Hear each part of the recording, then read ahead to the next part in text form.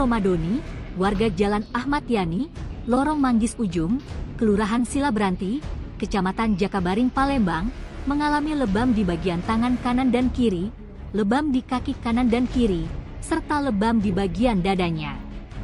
Luka lebam yang dialami ibu rumah tangga yang bekerja sebagai penyanyi panggung atau biduan ini diduga menjadi korban penganiayaan yang dilakukan oleh suami sirinya sendiri inisial SU.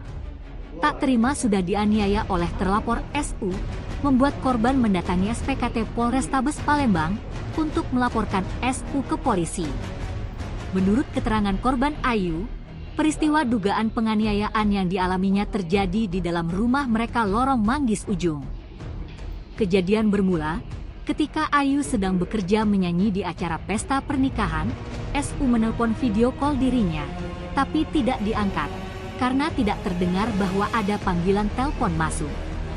Setelah dirinya pulang ke rumah usai menyanyi di panggung, tiba-tiba SU yang merupakan suami sirinya itu langsung memarahinya hingga terjadi pertengkaran mulut yang hebat. Saat ribut mulut itu, terlapor emosi dan langsung memukul Ayu. Tangan kanan dan kirinya lebam, kaki kanan dan kiri juga, kemudian di bagian dada sampai sekarang masih terasa sakit. Dengan telah dibuatnya laporan polisi, korban Ayu Romadoni berharap laporannya ditindaklanjuti pihak kepolisian, sehingga suami sirinya itu diamankan untuk mempertanggungjawabkan perbuatannya. Sementara itu, laporan yang dibuat oleh korban telah diterima pihak SPKT Polrestabes Palembang atas tindak pidana dugaan penganiayaan sebagai dimaksud dalam pasal 351 KUHP. Untuk saat ini, laporan korban sedang dalam penyelidikan oleh unit reskrim. Awalnya tuh, kamu tuh dikebuki? Iya, awalnya tuh ya gara-gara aku begawe Pak ya, nggak ngangkat telepon. Terus akunya aku di belakang kan di pucuk panggung itu. Nah sudah, balik-balik aku nih yo, dia suruh aku ngakui, jadi teman aku akui Pak ya, kalau memang nggak ngate. Saksi aku banyak kan, kawan-kawan orang yang begawe.